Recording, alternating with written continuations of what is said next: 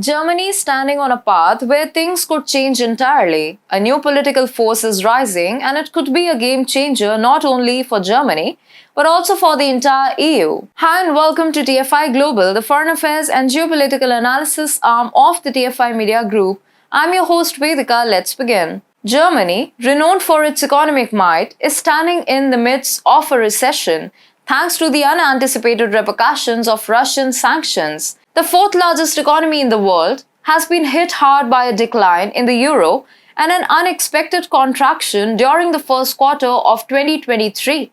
With the second consecutive quarter of decline, Germany now meets the definition of a recession. Cue the alarm bells in Berlin. The Federal Statistical Office recently released data revealing that Germany's gross domestic product decreased by 0.3% between January and March. This is not good news for an economic juggernaut that is supposed to be moving ahead, not backward.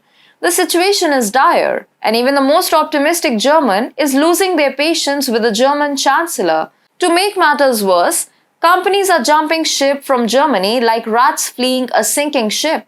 According to a study by the BDI, 16% of the medium-sized companies have already taken steps to relocate parts of their business, and an additional 30% are contemplating a similar move. Almost two-thirds of the interviewed companies cited rising energy and resource prices as their biggest challenge. Inflation and migration also contribute to their desire to bid Germany adieu. Who would have considered that the consequences of the Ukraine war and a tough stance against Russia would be so severe?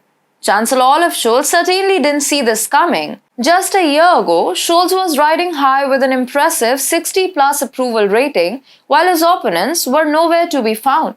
But today, the public mood is shifting faster than a German race car, veering from liberalism straight back into populism. Even Merkel's CDU is breaking a sweat over the rise of this populist tide. The Alternative for Germany, once seen as a radical fringe group, has now skyrocketed in opinion polls, tying with the Scholz's Social Democrats as the second most popular party in the country. Their platform of curbing migration and combating the high cost of inflation and climate protection measures has struck a chord with frustrated citizens. As resentment grows over Berlin's aggression against Russia and the escalating expenses tied to carbon emissions reduction efforts, the AfD is capitalizing on the cracks in Scholz's ruling coalition. Since its inception in 2013, the AfD has weathered accusations of being Hitler's prodigy and faced controversies galore.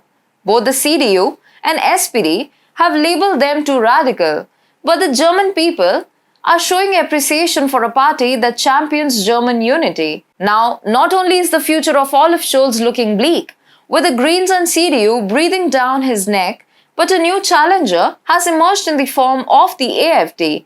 The tension is palpable, and it's not just Olaf feeling the heat, it's everyone. All other parties have firmly rejected the idea of working with the AfD, and Scholz's three-party coalition is highly unlikely to crumble before the next federal election in 2025. Nevertheless, the populism resurgence is already cramping Scholz's style and hindering his ability to implement bold climate protection measures. So it's not wrong to conclude that Olaf Scholz's political career is heading for a crash landing, and Germany stands at a crossroads where the winds of change could blow in entirely new directions.